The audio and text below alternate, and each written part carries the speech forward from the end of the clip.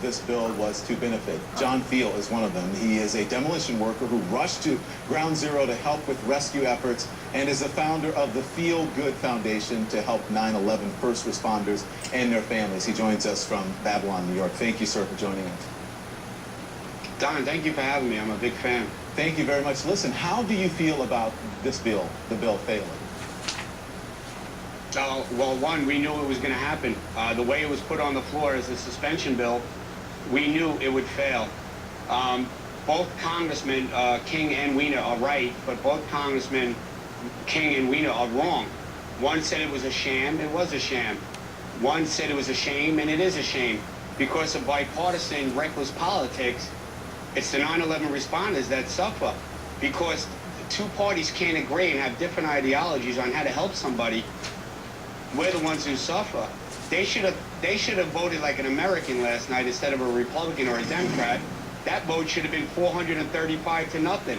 Instead, we have to wait another 6 or 7 weeks before they come back from their long, overrated recess, and hopefully we get the floor.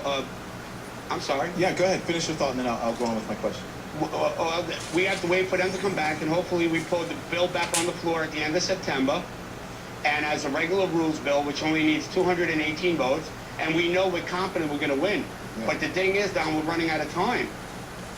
Let me ask you this, because you have Carolyn Maloney, who sponsored the bill. She says that she's going to take this up after recess. But let me ask you, you said it was a sham. That's because Republican opponents say they were concerned about the $7.4 billion cost of the program, and money is an issue right now. We'll go on about the Democrats after this, but money is an issue right now. Do you think they have a point? The bill does not add, Don, the bill does not add to the deficit. There's no more, this bill does not touch the deficit.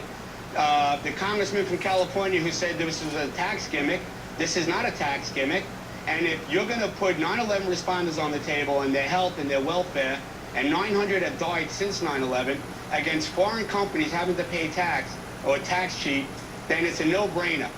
And when they call this an entitlement, you know what? The men and women who risked their lives without prejudice 9 years ago, they are entitled to this because they worked under the guideline that Christy Todd Whitman said that the air was safe to breathe. And now all of these men and women are deathly ill. So yes, it is an entitlement. They're entitled to this. So let's talk about the Democrats now. Instead of a simple majority, Democrats use rules requiring a wider majority for approval to prevent Republicans from offering amendments on the floor that they said would embarrass them in an election year. And here's what Michael Bloomberg says, the mayor of New York. He criticized both parties, and he says, it was wrong for the overwhelming majority of Republicans to vote against the bill, and it was wrong for Democrats to bring the bill to the floor under rules that made passage so much more difficult. Mr. Feal? I agree with the mayor.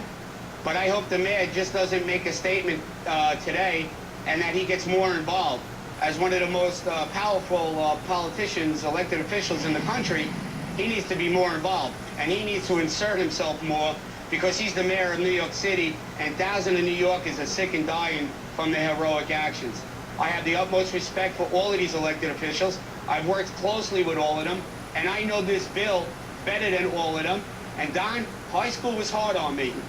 But I know this bill inside and out, and I've been advocating it for almost 5 years. I've made enough trips to D.C. to circumnavigate the earth, and I'm confident in September we'll pass it, but Congress has to get their act together. John Feal, your foundation is the Feal Good Foundation. Is there a website? How can people find out more? Don, they can all go to www.fealgoodfoundation.com. It's F-E-A-L, like my last name, and they can learn about the horrific, horrifying stories of 9/11 responders and what they're going through. People losing their homes, losing their cars, not having gas to get to their chemotherapy appointments. This is un-American, and I blame this on Congress. And the Senate, they better take notice, because when we do pass this in the House, we're going to gun for the Senate, and they better start voting yes, too. John Feal, thank you, sir. Have a good weekend. God bless you, Don, and God bless America.